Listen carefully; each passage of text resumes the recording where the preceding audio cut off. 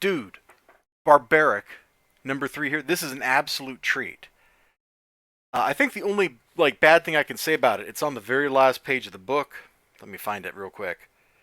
End book 1, book 2, Axe to Grind, coming 2022. I don't know if you know, but it's only August as of the time I am recording this. It might be September by the time this video goes up, but it's like August when I'm talking about this. That means we got like 3, 4 months or something before we get issue 4. That hurts, man.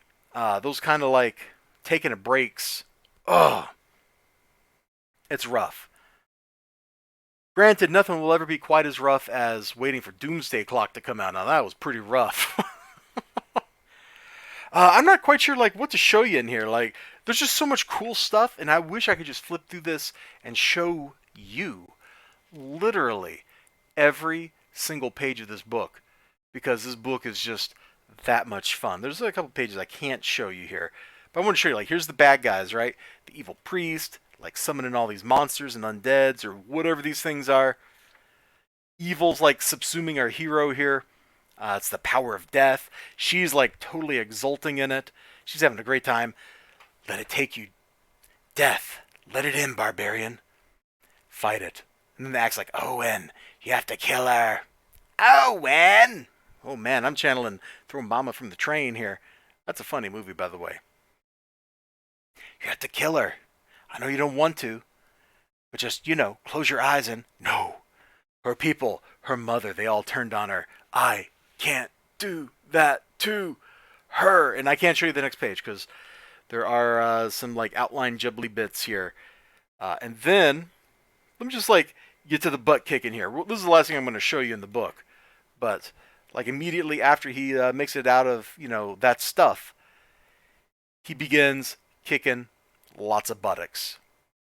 And as he's doing that, she's like, no, that's impossible. No mortal can escape death. Well, you said it yourself. I'm no regular mortal, and you are no dark witch.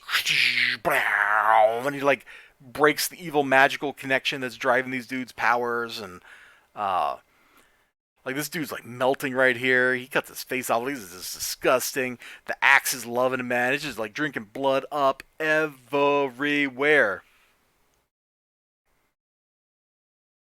I like everything about this book. I really do. I like everything about this book. We could do without the jubbly bits, like, put a little censor bar over that or whatever. Like, that would be okay with me. I don't need to see that because, you know, that kind of stuff is literally everywhere in the world. But, man, look at her face. Just look at her face over here. Look at his faces. Like, these are some great facial expressions. Look at this.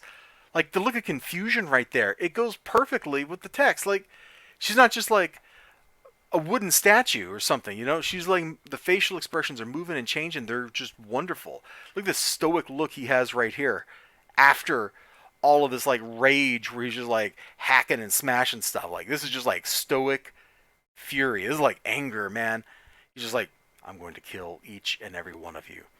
And the axe, meanwhile, is just like, man, I am loving this.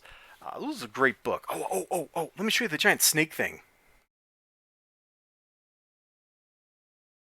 Yeah, at some point in this book, for whatever reasons, which I'm not going to tell you, he has to fight a giant snake thing in these underground caverns. And let me just tell you, giant snake thing and underground caverns, they don't go so well together because giant snake thing, he's moving around or whatever, going to cause some chaos.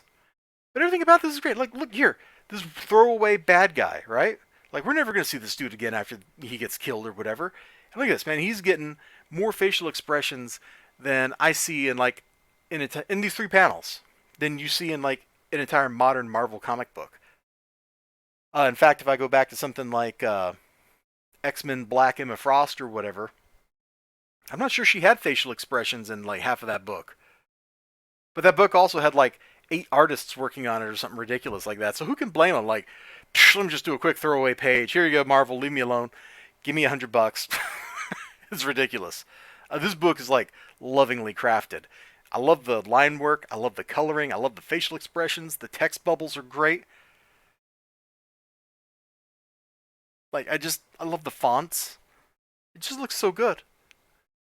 It just looks so good. This book, I don't want to say it's a masterpiece, but this book is way up there right now. This is like definitely a contender for my favorite book I read this week. It's got some rarefied air because I really liked Robin #5. So kind of hard to tell. Also, Vampirella was pretty. Man, there's a lot of good books that came out this past week. Anyway, you all take care of yourselves. You have a great day. Remember to like, comment, subscribe, all that good stuff. I sure hope to see you again next time. Until then, bye bye.